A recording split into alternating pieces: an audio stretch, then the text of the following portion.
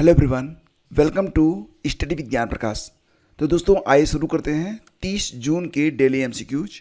आज का पहला क्वेश्चन है, हाल ही में राष्ट्रीय सांख्यिकी दिवस कब मनाया गया? तो फ्रेंड्स, भारत में प्रतिवर्ष 29 जून को राष्ट्रीय सांख्यिकी दिवस के रूप में मनाया जाता है। और 29 जून को ही क्यों? क्योंकि 29 जून भारतीय सांख्यिकी के जनक कहे जाने वाले प्रोफेसर पीसी महालनोबिस का जन्मदिन होता है। 2024 में थीम है निर्णय लेने के लिए डेटा का उपयोग, use data to make decisions. तो फ्रेंड्स, यहाँ पर 27 जून को क्या मनाया गया था? MSME day. 28 जून को राष्ट्रीय बीमा जागरूकता दिवस, 29 जून राष्ट्रीय सांख्यिकी दिवस और 30 जून को दो इम्पॉर्टेंट डेज होंगे। एक तो आपका हो जाएगा एस्ट्रैड डे, दूसरा हो जाएगा अंतर्राष्ट्रीय संसदीय दिवस। तो ये चारों दिवस इंपॉर्टेंट हैं, याद रखिएगा। अगला क्वेश्चन है, बिहार के मुख्यमंत्री नीतीश कुमार ने 2025 में किसे राजस्व जिला बनाने की घोषणा की है? राजस्व जिला बनेगा बगहा। ऑप्शन बी बिल्कुल करेक्ट है। बगहा ये पश्चिमी चंपारण में स्थित है और ये पश्चिमी चंपारण का एक तरीके से केंद्रीय गांव आप इसे कह सकते हैं। तो ऑप्शन बी बिल्कुल सही है।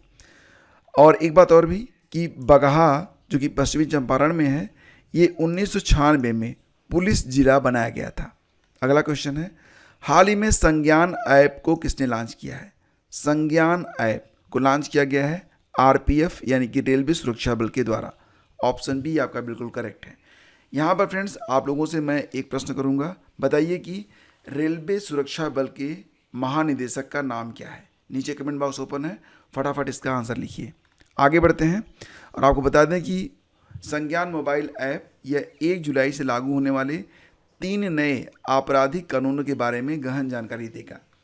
1 जुलाई 2024 से नए आपराधिक कानून भारतीय न्याय संहिता यानी कि बीएनएस, भारतीय नागरिक सुरक्षा संहिता बीएनएसएस और भारतीय साक्ष्य अधिनियम बीएसए को भारतीय दंड संहिता, दंड प्रक्रिया संहिता और भारतीय साक्ष्य अधिनियम के स्थान पर लागू किया जाएगा। तो याद रखिएगा कि 1 जुलाई से 3 नए आपराधिक कानून लागू हो रहे हैं। 12वां विश्व हिंदी सम्मान किसे प्रदान किया गया है? 12वां विश्व हिंदी सम्मान फ्रेंड्स ये दिया गया है डॉक्टर उषा ठाकुर को। ऑप्शन ए आपका बिल्कुल करेक्ट है। नेपाल में भारतीय दूतावास द्वारा आयोजित हिंदी संवाद कार्यक्रम में डॉक्टर उषा ठाकुर को 12वां विश्व हिंदी सम्मान प्रदान किया गया। हाल ही में जारी बायोग्राफी बुक स्वर स्वामिनी आशा किसकी बायोग्राफी है?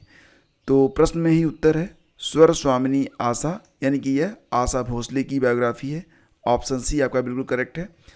तो फ्रेंड्स याद रखिएगा कि रतन टाटा जी की जो बायोग्राफी है उसका नाम क्या है? Ratan and Tata the authorised biography. Manohar Parrikar की जो बायोग्राफी थी उसका नाम है एन एक्स्ट्रा ऑर्डिनरी लाइफ।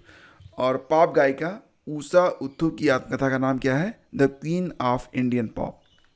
अगला क्वेश्चन है, पहला अंतर्राष्ट्रीय सौर महोत्सव कहाँ पर आयोजित किया जाएगा? तो अंतर्राष्ट्रीय सौर महोत्सव ये नई दिल्ली में आयोजित किया जाएगा। कब? सितंबर के महीने में। तो ये 5 से 6 सितंबर के बीच में नई दिल्ली में आयोजित होगा। आपको याद होगा कि हाल ही में ISA यानी कि इंटरनेशनल सोलर अलायंस का 100वां सदस्य बना है पराग्वे। हाल ही में किस टाइगर रिजर्व में वन आग्नि यानी कि वनों में लगने वाली आग के लिए पहली उन्नत AI प्रणाली शुरू की गई है? तो फ्रेंड्स, ये जो वनाग्नि के लिए पहली उन्नत AI प्रणाली शुरू की गई है, यह पेंच टाइगर रिजर्व में स्टार्ट की गई है जो कि मध्य प्रदेश में आता है। ऑप्शन बी करेक्ट है। हाल ही में दक्षिण कोरिया, जापान और किस देश ने त्रिपक्षीय बहु अभ्यास शुरू किया है?